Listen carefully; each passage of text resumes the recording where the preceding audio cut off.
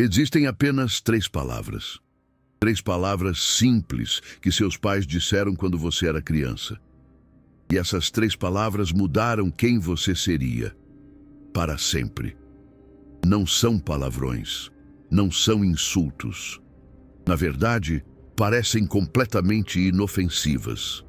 Mas Carl Jung descobriu que essas três palavras são capazes de destruir a estrutura psicológica de uma criança, de forma permanente.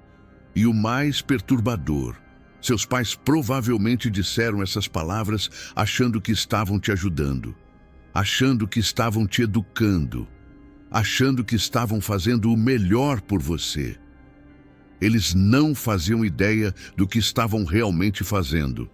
Hoje eu vou revelar quais são essas três palavras, como elas operam na sua psique, e por que milhões de adultos ainda ouvem essas palavras, dentro da própria cabeça. A voz que te critica, a voz que diz que você não é bom o suficiente, a voz que te paralisa antes de tentar qualquer coisa nova. Essa voz foi instalada na sua infância, e essas três palavras foram a senha de acesso. Fica comigo até o final, porque além de revelar as palavras, eu vou te mostrar como finalmente desinstalar essa programação. Antes de começar, preciso que você entenda algo fundamental sobre como a linguagem afeta uma criança. Jung descobriu que a psique infantil é extraordinariamente porosa. Uma criança não tem filtros. Ela não consegue separar o que é verdade do que é opinião. Quando um adulto diz algo, a criança aceita como fato, como realidade, como verdade absoluta sobre o mundo e sobre si mesma. E quando esse adulto é o pai ou a mãe, figuras que representam segurança, autoridade, a própria realidade, o impacto é ainda maior. Uma criança literalmente constrói sua identidade, baseada nas palavras que ouve dos pais. Se os pais dizem, você é esperto, a criança se vê como esperta. Se os pais dizem, você é burro, a criança se vê como burra. Não há questionamento, não há análise crítica, há apenas absorção total. E aqui está o problema. Existem palavras que parecem neutras, que parecem até positivas em certo contexto, mas que carregam mensagens ocultas devastadoras. Mensagens que a criança absorve sem perceber e que se tornam parte da sua programação interna. Vamos à primeira palavra. Na verdade, é uma frase curta. 3 palavras em português. Você me decepciona. Parece simples, não é? Parece até uma forma de feedback.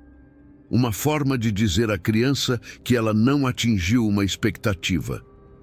Muitos pais usam essa frase, pensando que estão motivando o filho a fazer melhor, a se esforçar mais, a atingir seu potencial. Mas veja o que realmente acontece na psique da criança. Quando um pai ou mãe diz, você me decepciona, a criança não ouve, você fez algo que me decepcionou. A criança ouve você como pessoa, você como ser. Você me decepciona. A falha não é no comportamento. A falha é na existência. E tem mais. A palavra decepcionar carrega um peso emocional imenso. Decepcionar significa quebrar uma esperança. Significa falhar com alguém que confiava em você. Significa ser menos do que deveria ser. Quando uma criança ouve que ela decepciona os pais, ela internaliza a mensagem. Eu sou uma decepção. Minha existência é uma decepção. Eu não sou o que deveria ser. Jung chamava isso de introjeção. A criança introjeta, ou seja, engole para dentro de si a avaliação do pai ou da mãe. E essa avaliação se torna parte do diálogo interno, da voz que ela ouve dentro da própria cabeça, pelo resto da vida. Conheci um homem chamado Eduardo, 47 anos, médico, 3 especializações, respeito dos colegas, aparentemente o retrato do sucesso. Mas ele me procurou porque não conseguia sentir satisfação com nada. Cada conquista era seguida imediatamente pela próxima meta. Nunca havia um momento de celebração, de paz, de contentamento. Perguntei sobre a infância. Ele me contou que o pai era um homem rigoroso, trabalhador, que sempre quis o melhor para os filhos, mas que tinha uma frase favorita: "Você me decepciona, Eduardo. Você pode mais que isso." Eduardo ouvia essa frase depois de tirar 9 numa prova, depois de ficar em segundo lugar numa competição, depois de qualquer coisa que não fosse perfeição absoluta. E o que ele fez com isso? Ele passou a vida inteira tentando não decepcionar. Cada promoção, cada título, cada especialização era uma tentativa de finalmente provar que ele não era uma decepção, que ele era bom o suficiente, que o pai poderia finalmente olhar para ele com orgulho. Mas o pai já tinha morrido há 10 anos. E a voz continuava, dentro da cabeça de Eduardo, repetindo: "Você pode mais, isso não é o suficiente, você me decepciona." Essa é a primeira palavra, a primeira ferida, a ferida de nunca ser bom o suficiente. Agora vamos à segunda. Essa é ainda mais comum e ainda mais devastadora, porque ataca diretamente a capacidade de sentir. A frase é: "Pare de chorar", ou suas variações: "Para de drama, não é para tanto, engole esse choro, homem não chora, menina grande não chora, eu vou te dar um motivo para chorar." Parece uma forma de acalmar a criança, de ensiná-la a ser forte, de prepará-la para o mundo que não vai aceitar fraquezas. Muitos pais dizem essas palavras com a melhor das intenções, mas veja o que acontece na psique. Uma criança chora porque sente. Choro é a expressão de uma emoção: tristeza, medo, frustração, dor. A criança ainda não tem palavras para tudo o que sente. Então ela chora. É natural, é saudável, é humano. Quando um pai ou mãe diz "pare de chorar", a mensagem que a criança recebe é: "O que você está sentindo não é válido. Sua emoção está errada. Você não deveria sentir o que está sentindo." E o que a criança faz? Ela aprende a suprimir, a esconder, a fingir que não sente. Jung descreveu isso como amputação da função sentimento. A criança literalmente corta o acesso a uma parte de si mesma, a parte que sente, a parte que é vulnerável, a parte que precisa de acolhimento. E essa amputação tem consequências devastadoras. Adultos que aprenderam a "pare de chorar" frequentemente não conseguem identificar o que sentem. Eles sabem que algo está errado, que há um desconforto, uma tensão, mas não conseguem nomear, não conseguem acessar. A porta para o mundo emocional foi trancada na infância e a chave foi jogada fora. Conheci uma mulher chamada Patrícia, 35 anos, empresária, bem-sucedida por qualquer métrica externa, mas ela veio me procurar porque os relacionamentos sempre terminavam da mesma forma. Os parceiros diziam que ela era fria, distante, inacessível, que era como tentar abraçar uma parede. Patrícia não entendia. Ela queria conexão. Ela queria intimidade. Mas quando chegava a hora de se abrir, de mostrar vulnerabilidade, algo travava, uma parede subia e ela não conseguia atravessar. Perguntei sobre a infância. O pai de Patrícia era um homem prático. Emoções para ele eram perda de tempo, fraqueza. E sempre que Patrícia chorava ou mostrava qualquer emoção forte, o pai dizia: "Para com isso, não seja fraca, resolva o problema em vez de chorar." A Patrícia aprendeu a lição. tão bem que agora não conseguia desaprender. A função sentimento estava atrofiada, quase morta, e os relacionamentos morriam junto. Essa é a segunda palavra, a segunda ferida, a ferida de não poder sentir. E agora a terceira, talvez a mais insidiosa de todas. A frase é: por que você não pode ser como? Complete com qualquer nome. O irmão, a irmã, o primo, o filho da vizinha, o colega da escola. Qualquer pessoa que os pais considerem o modelo que a criança deveria seguir. Por que você não pode ser organizado como o Ricardo? Por que você não pode tirar notas boas como a Mariana? Por que você não pode ser calmo como o filho da Dona Celeste? Parece uma forma de motivar, de dar um exemplo, de mostrar que é possível ser melhor. Afinal, se o outro consegue, você também deveria conseguir. Mas veja a mensagem real que a criança recebe. Quem você é não é aceitável. Você deveria ser outra pessoa. O ideal é o outro. Você é a versão errada. Isso cria o que Carl Jung chamava de identificação negativa. A criança não aprende quem ela é. Ela aprende quem ela deveria ser, mas não é. Sua identidade se constrói em oposição a um modelo que ela nunca pediu e que provavelmente nem conhece direito. E o pior, essa comparação nunca termina, porque sempre vai existir alguém que parece melhor em alguma coisa. O modelo ideal é um alvo móvel, inalcançável. A criança e depois o adulto passa a vida perseguindo uma versão de si mesmo que nunca foi sua. Conheci um homem chamado Henrique, 40 anos. Trabalhava numa agência de publicidade, criativo, mas vivia infeliz, mudando de emprego, de cidade, de namorada.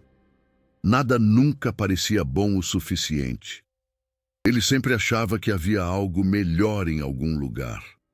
Ele estava no lugar errado, sendo a pessoa errada. Perguntei sobre a infância. Henrique era o filho do meio. O irmão mais velho era o modelo, inteligente, responsável, popular com as garotas. Tudo que Henrique fazia era comparado e considerado insuficiente. Por que você não pode ser como o Marcelo? Era a trilha sonora da infância dele. E agora, quase 30 anos depois, Henrique ainda estava comparando, não mais com o irmão, mas com todo mundo. Colegas de trabalho, influenciadores digitais, pessoas no Instagram. Qualquer um parecia estar vivendo a vida certa, enquanto ele estava sempre na vida errada. Essa é a terceira palavra, a terceira ferida, a ferida de nunca ser quem deveria ser. Agora presta atenção, porque isso é fundamental. Essas 3 frases, você me deixa na mão, engole o choro, porque você não pode ser como. Elas raramente aparecem sozinhas, geralmente vêm juntas, se complementam, se reforçam. A criança aprende. Eu sou uma decepção porque sinto demais e porque não sou como o modelo que deveria ser. E essa tripla mensagem se torna a base do que Jung chamava de complexo nuclear. Uma estrutura psíquica central ao redor da qual toda a personalidade se organiza. O complexo nuclear criado por essas palavras funciona assim. A criança desenvolve um falso self, uma máscara que tenta não decepcionar, que não mostra emoções, que imita o modelo aprovado, enquanto o self verdadeiro fica escondido, envergonhado, convencido de que se aparecer vai ser rejeitado. E esse falso self é exaustivo, porque você está sempre atuando, sempre performando, sempre tentando ser o que não é para ser aceito. E a ironia é que quanto mais você performa, menos você se sente aceito. Porque no fundo você sabe que não é você que estão aceitando. é a máscara. Conheci uma mulher chamada Fernanda, 50 anos, psiquiatra renomada ela mesma. Veio me procurar porque estava no limite. Síndrome de burnout. Ela me disse: eu passo o dia ajudando outras pessoas a encontrarem a si mesmas. E quando chego em casa, percebo que não faço a menor ideia de quem eu sou de verdade. Fernanda tinha ouvido as 3 frases, todas elas, repetidamente, e tinha construído uma vida inteira ao redor do falso self. A psiquiatra competente, a amiga prestativa, a filha obediente. Mas por trás de todas essas máscaras não havia ninguém. O self verdadeiro tinha desaparecido há tanto tempo que ela nem lembrava mais como era. Isso é o que essas palavras fazem. Elas não destroem a criança de fora. Elas ensinam a criança a destruir a si mesma de dentro, a rejeitar quem ela é, a esconder o que sente, a perseguir quem ela nunca será. E o ciclo continua. Porque adultos que cresceram ouvindo essas palavras, frequentemente as repetem para os próprios filhos. Não por maldade, mas porque é a única linguagem que conhecem. E assim as feridas passam de geração para geração, infinitamente. Mas calma, porque ainda não te contei a parte mais importante. Jung não apenas identificou o problema, ele mostrou o caminho da cura. E o caminho começa com reconhecimento. A maioria das pessoas que carrega essas feridas não sabe que as carrega. Elas acham que a voz crítica dentro delas é sua própria voz, que a incapacidade de sentir é apenas sua personalidade, que a comparação constante é apenas ambição saudável. O primeiro passo é perceber. Essa voz não é minha. Essa voz foi instalada. Essa voz é um eco do passado que continua reverberando no presente. Isso parece simples, mas é revolucionário. Quando você percebe que a voz crítica não é você, você ganha distância. Você pode observar sem ser completamente controlado. Você pode até questionar: será que isso é verdade? Ou será que isso é apenas o que me ensinaram a acreditar? E aqui está algo que Jung descobriu sobre como essas palavras funcionam no cérebro. Cada vez que uma criança ouve uma dessas frases, ela não apenas processa o significado, ela armazena junto toda a carga emocional do momento. O tom de voz do pai, a expressão de decepção no rosto da mãe, a sensação de encolher por dentro, de querer desaparecer. Isso cria o que Jung chamava de complexo, uma constelação de memórias, emoções e crenças agrupadas ao redor de um tema central. No caso dessas 3 frases, o tema é: eu não sou aceitável como sou. E o complexo tem vida própria. Toda vez que algo no presente lembra remotamente a situação original, o complexo é ativado. Você pode estar numa reunião de trabalho. O chefe faz uma crítica, nada grave, feedback profissional normal, mas de repente você sente aquela sensação familiar, encolher por dentro, querer desaparecer. A criança de 7 anos que ouviu "você me deixa na mão" acabou de acordar dentro de você e você reage, não como adulto, mas como criança ferida, defensivo, ou paralisado, ou agressivo. Qualquer coisa menos uma resposta proporcional à situação real. Isso acontece dezenas de vezes por dia, em reuniões, em relacionamentos, em conversas casuais.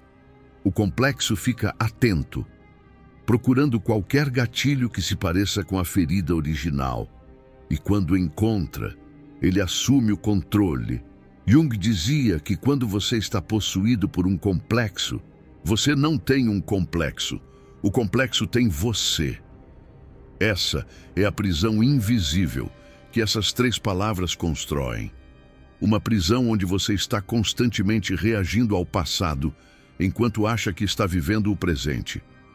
Mas existe uma saída, e a saída começa exatamente onde estamos agora, com consciência, com reconhecimento, com a coragem de olhar para dentro e ver: ah, isso que estou sentindo, isso que estou fazendo, isso não sou eu, isso é o complexo, isso é a voz do passado. Esse momento de reconhecimento é o primeiro passo para a liberdade, mas há mais. E antes de continuar, preciso te falar sobre algo que talvez você esteja sentindo agora mesmo.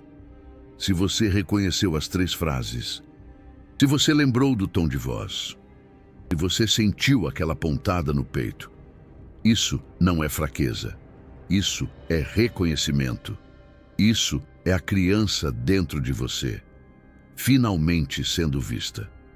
Muitas pessoas passam a vida inteira fugindo desse reconhecimento. É mais fácil acreditar que você é assim mesmo, que sempre foi frio, que sempre foi perfeccionista, que sempre foi inseguro, do que admitir que essas características foram instaladas por pessoas que deveriam te proteger. Mas a verdade é que reconhecer a ferida é o único caminho para curá-la. Jung dizia que o que não se torna consciente se manifesta em nossas vidas como destino. Enquanto você não olhar para essas palavras e para o impacto delas, elas vão continuar controlando suas escolhas, seus relacionamentos, sua relação consigo mesmo. Então, se está doendo, bom, significa que você está vivo. Significa que ainda há algo para curar. Agora vamos continuar, porque você precisa entender, não apenas como essas palavras te destruíram, mas como você pode reconstruir o que foi destruído. O processo de reconstrução que Jung desenvolveu tem 4 etapas, e cada uma delas ataca uma camada diferente do dano causado por essas 3 palavras. A primeira etapa é o que Jung chamava de identificação da voz introjetada. Lembra que eu disse que a criança engole a avaliação dos pais? A voz crítica dentro de você parece sua, mas não é. É uma cópia da voz do pai ou da mãe, instalada tão cedo que você não consegue distinguir. O exercício é simples, mas poderoso. Toda vez que você ouvir a voz crítica dentro da sua cabeça, pare e pergunte: de quem é essa voz? Na verdade, isso soa como algo que meu pai diria. Isso soa como algo que minha mãe diria. Essa é a minha opinião real sobre mim mesmo, ou é uma opinião herdada? No começo, isso parece estranho. Afinal, você passou a vida inteira achando que esses pensamentos eram seus. Mas com a prática, você começa a perceber: ah, essa voz que diz que nada que eu faço é suficiente. Ela tem o tom do meu pai. Essa voz que diz que eu não deveria sentir isso. Ela soa exatamente como minha mãe. E quando você faz essa separação, quando você percebe que a voz é deles e não sua, algo mágico acontece. Você ganha espaço. Você pode olhar para a voz de fora, em vez de ser controlado por ela de dentro. A segunda etapa é o que Jung chamava de confronto com a sombra. Todas essas 3 frases fizeram você rejeitar partes de si mesmo. Você me deixa na mão. Te fez rejeitar a parte de você que falha. Engole o choro. Te fez rejeitar a parte de você que sente. Por que você não é como? Te fez rejeitar a parte de você que é única. Essas partes rejeitadas não desaparecem. Elas vão para o que Jung chamava de sombra, uma área da psique, onde guardamos tudo que não podemos aceitar em nós mesmos. E a sombra tem poder. Quanto mais você nega uma parte de si mesmo, mais ela se fortalece nas profundezas e ela encontra formas de se manifestar. Em sonhos, em lapsos, em momentos onde você age de formas que não entende e depois se pergunta: de onde veio isso? O confronto com a sombra é o processo de olhar para essas partes rejeitadas e dizer: você existe, você faz parte de mim, eu não preciso mais te esconder. Isso é profundamente desconfortável, porque significa aceitar que você falha às vezes, que você sente coisas intensas, que você é diferente dos modelos que te impuseram. Mas é exatamente essa aceitação que liberta. Eduardo, aquele médico que nunca sentia satisfação, teve que confrontar a parte dele que falha. Ele teve que aceitar que nenhum ser humano é perfeito, que decepcionar às vezes faz parte de existir, que ele podia ser excelente e ainda assim cometer erros, sem que isso definisse todo o seu valor. Patrícia, aquela empresária que não conseguia se conectar, teve que confrontar a parte dela que sente. Ela teve que reaprender a chorar, a se permitir vulnerabilidade, a entender que emoções não são fraqueza, são informação, são vida. Gustavo, aquele que vivia se comparando, teve que confrontar a parte dele que é única. Ele teve que aceitar que sua forma de ser não é inferior a ninguém. É diferente. E essa diferença não precisa ser corrigida. A terceira etapa é o que Jung chamava de reparentalização. Essa é talvez a mais estranha, para quem nunca ouviu falar, mas é profundamente transformadora. A ideia é simples. Se as palavras dos seus pais criaram uma voz interna destrutiva, você pode criar uma nova voz, uma voz que diz o que seus pais deveriam ter dito, mas não disseram. Em vez de "você me deixa na mão", a nova voz diz: "você está se esforçando, e isso importa". Em vez de "engole o choro", a nova voz diz: "tudo bem sentir o que você está sentindo". Em vez de "por que você não é como", a nova voz diz: "você não precisa ser como ninguém. Você sendo você é suficiente". Parece bobagem, parece autoajuda barata, mas a neurociência moderna confirma o que Jung intuiu há um século. O cérebro é plástico. Ele pode ser reprogramado. Se vozes destrutivas criaram caminhos neurais de autodepreciação, vozes construtivas podem criar novos caminhos de autoaceitação. O truque é consistência. Uma vez não muda nada, mas repetido dia após dia, sempre que a voz antiga aparecer, contrapondo com a voz nova. Aos poucos os caminhos mudam, a programação se altera e a voz crítica perde força. Não desaparece completamente. Ela provavelmente vai estar lá para sempre em algum nível, mas ela deixa de ser a única voz.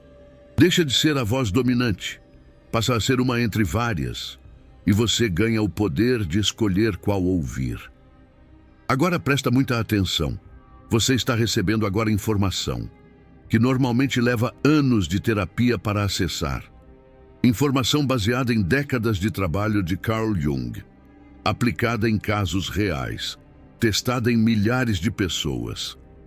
Esse conteúdo existe porque alguém acredita que essas 3 palavras destruíram vidas demais, que crianças que ouviram "você me deixa na mão" e "engole o choro" e "por que você não é como", merecem entender o que aconteceu com elas e encontrar um caminho de volta para si mesmas. O botão de Super Thanks ali embaixo, aquele com o coração dourado, ele não é só apoio financeiro. É você dizendo: essa verdade sobre palavras tóxicas precisa continuar sendo revelada. É você se juntando a um movimento de pessoas que estão escolhendo falar diferente, com os filhos, com os outros, consigo mesmas. Quando você clica naquele coração, você não está apenas apoiando um canal. Você está votando por um mundo onde pais pensam antes de falar, onde crianças crescem ouvindo "você é suficiente", onde o ciclo de palavras destrutivas finalmente se quebra. Mas vamos continuar, porque ainda falta a quarta etapa, e ela é fundamental. A quarta etapa é o que Carl Jung chamava de integração.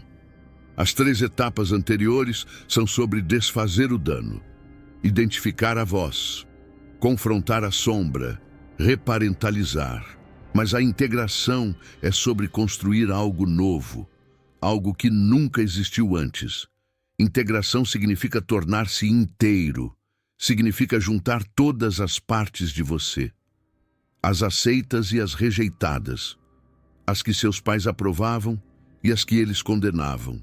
Significa parar de ser fragmentos em guerra e se tornar uma pessoa completa.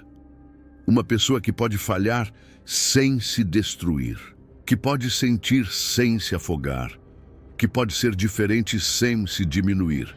Isso não acontece da noite para o dia. É um processo, uma jornada, que pode levar meses ou anos, dependendo da profundidade das feridas. Mas o mais importante é que é possível. Deixa eu te contar o que aconteceu com Ricardo, Bettina e Augusto. Ricardo, depois de 2 anos trabalhando essas questões, conseguiu algo que parecia impossível. Ele terminou um projeto no trabalho e, em vez de imediatamente buscar o próximo, ele parou. Ele sentiu satisfação, por alguns minutos que fossem. Ele experimentou a sensação de ser suficiente. A voz do pai ainda aparece às vezes. Você pode mais. Mas Ricardo agora consegue responder: eu posso. Mas agora eu escolho celebrar o que já fiz. Bettina, depois de 1 ano e meio, conseguiu chorar pela primeira vez em décadas. Parece pouco, mas para ela foi uma revolução. A porta que estava trancada desde a infância finalmente abriu. E com ela vieram todas as emoções que estavam presas. A tristeza, a raiva, mas também a alegria, o amor, a conexão que ela tanto buscava. O último relacionamento dela está durando. Não porque ela encontrou a pessoa perfeita, mas porque ela finalmente consegue estar presente, vulnerável, real. Augusto, depois de 1 ano, parou de mudar de emprego. Não porque encontrou o emprego perfeito, mas porque percebeu que o problema nunca foi o emprego. O problema era a comparação constante que fazia qualquer lugar parecer errado. Ele ainda se compara às vezes. Velhos hábitos são persistentes. Mas agora ele consegue se pegar no ato e se perguntar: isso sou eu? Ou isso é a voz do meu pai querendo que eu seja como o Fernando? Geralmente é a voz do pai. E Augusto agora pode ignorar. Isso é integração. Não é se tornar perfeito, é se tornar inteiro, capaz de viver com as imperfeições, com as emoções, com a unicidade, sem que isso seja motivo de vergonha. Agora eu preciso falar sobre algo crucial: os filhos. Se você tem filhos, ou planeja ter, ou tem contato com crianças de qualquer forma, essa parte é especialmente importante. O ciclo das 3 palavras só se quebra se alguém escolher conscientemente falar diferente. Isso não significa que você nunca vai errar. Você vai. Todos os pais erram.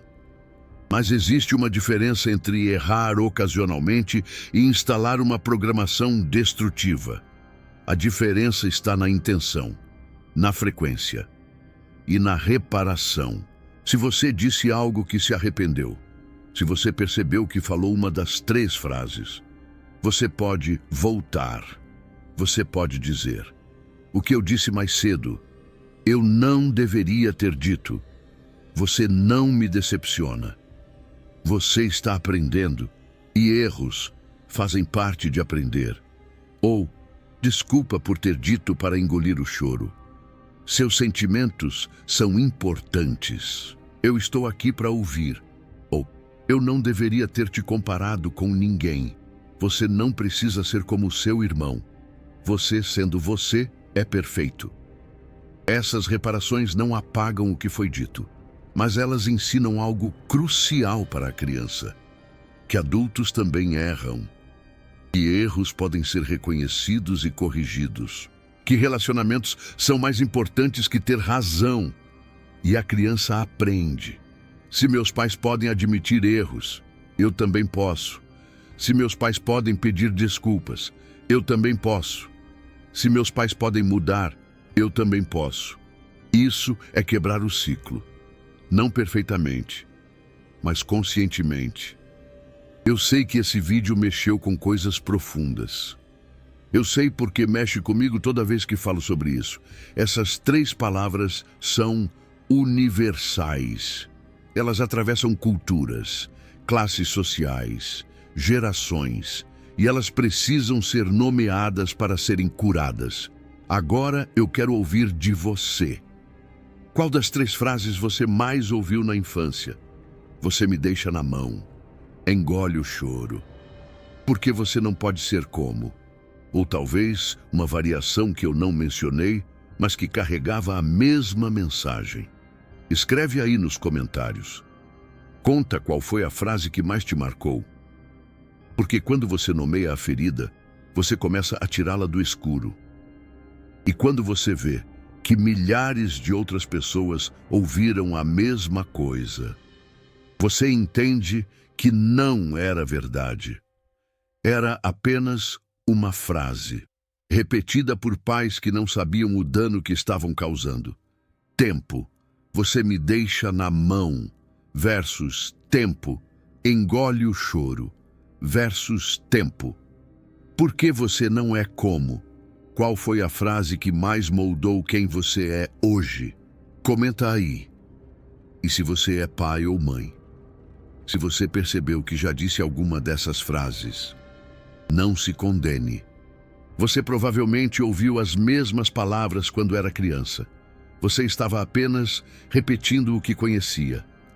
Mas agora você sabe. E saber muda tudo. A partir de agora, você pode escolher diferente. Pode falar diferente. Pode ser o pai ou a mãe que você precisava ter tido. E é isso. Isso é quebrar o ciclo. Isso é cura geracional. Isso é transformar o sofrimento em sabedoria. As 3 palavras que destruíram você não precisam destruir seus filhos. Você pode ser o ponto de virada. A geração que para, que olha para trás, que entende e que decide fazer diferente. A criança dentro de você, a que ouviu essas palavras, a que as engoliu como verdade, a que construiu uma identidade ao redor delas. Essa criança ainda está aí, esperando. Você pode ir até ela agora, na sua imaginação, no seu coração, e dizer as palavras que ela precisava ouvir. Você não me deixa na mão.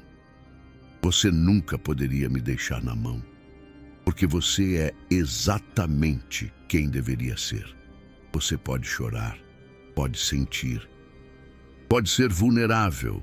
Eu estou aqui. Eu não vou embora. Você não precisa ser como ninguém. Você sendo você é mais do que suficiente. E tudo que eu sempre quis. Diga essas palavras para você mesmo, quantas vezes for necessário, até que elas comecem a substituir as antigas, até que a voz crítica perca força, até que você finalmente se sinta em casa dentro de si mesmo. 3 palavras destruíram, outras 3 podem reconstruir. Você é suficiente. Sempre foi.